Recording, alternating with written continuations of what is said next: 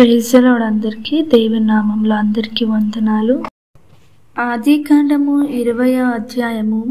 అక్కడ నుండి అబ్రాహాము దక్షిణ దేశమునకు తరలిపోయి కాదేశుకును షూరుకును మధ్య ప్రదేశములో నివసించి గెరారులో కొన్నాళ్ళు ఉండెను.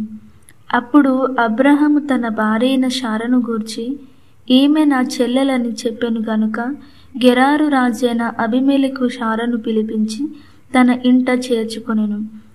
అయినను రాత్రివేళ దేవుడు స్వప్నమందు అబీమెలెకు నొద్దకు వచ్చి, నీవు నీ ఇంట చేర్చుకొనిన స్త్రీ ఒక పురుషునికి భార్య గనుక ఆమె నిమిత్తము నీవు చచ్చిన వాడవు సుమా అని చెప్పెను.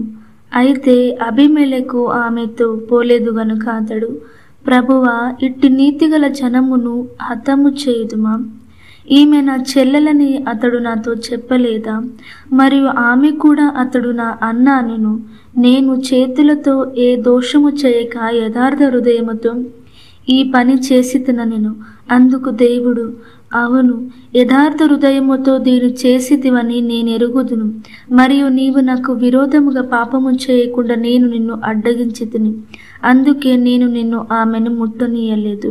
కాబట్టి ఆ మనుషుని భార్యను తిరిగి అతనికి అప్పగించుము.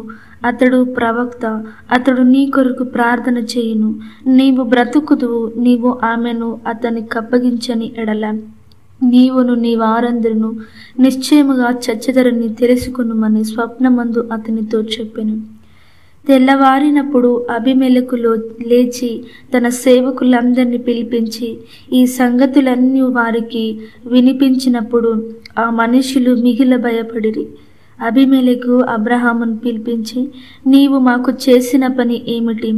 నీవు నా మీదికిని నా రాజ్యము మీదికిని మహాపాతకము తెచ్చిపెట్టునట్లు నేను నీ ఎడల చేసిన పాపమేమిటి? చేయరాని కార్యములు నాకు చేసితివని అతనితో చెప్పెను. మరియు అబీమెలెకు, నీవేమి చూచి కార్యము చేసితివని అబ్రహామును అడగగా, అబ్రాము, ఈ స్థలమందు దేవుని భయము ఏమాత్రమును లేదు గనుక నా భార్య నిమిత్తము నన్ను చంపుదురనుకొని చేసితిని. అంతేకాక ఆమె నా చెల్లెలను మాట నిజమే. ఆమె నా తండ్రి కుమార్తె గాని నా తల్లి కుమార్తె కాదు. ఆమె నాకు భార్య అయినది. దేవుడు నన్ను నా తండ్రి ఇల్లు విడిచి దేశాంతరము పోవునట్లు చెప్పినప్పుడు నేను ఆమెను చూచి, మనము పోవు ప్రతి స్థలమందు ఇతడు నా సహోదరుని నన్ను గూర్చి చెప్పుము. నీవు నాకు చేయవలసిన ఉపకారం ఇదే అని చెప్పి తిని అనెను.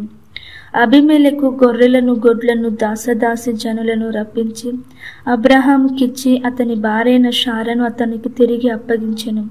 అప్పుడు అబీమెలెకు, ఇదిగో నా దేశము నీ ఎదుటనున్నది, నీకిష్టమైన స్థలమందు కాపురముండుమనెను. మరియు అతడు శారతో, ఇదిగో నీ అన్నకు నేను 1000 రూపాయలు ఇచ్చి ఉన్నాను. ఇది నీ యొద్దనున్న వారందరి దృష్టికి ప్రాయశ్చిత్తముగా నుండుటకై ఇది నీ పక్షముగా ఇచ్చి ఉన్నాను.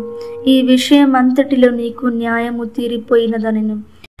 అబ్రహాము దేవుని ప్రార్థింపగా దేవుడు అబీమెలెకును అతని భార్యను అతని దాసులను బాగు చేసెను. వారు పిల్లలను కనిరి. ఏలయనగా అబ్రహాము భార్య అయిన శారను బట్టి దేవుడు అబీమెలెకు ఇంటిలో ప్రతి గర్భమును మూసి ఉండెను.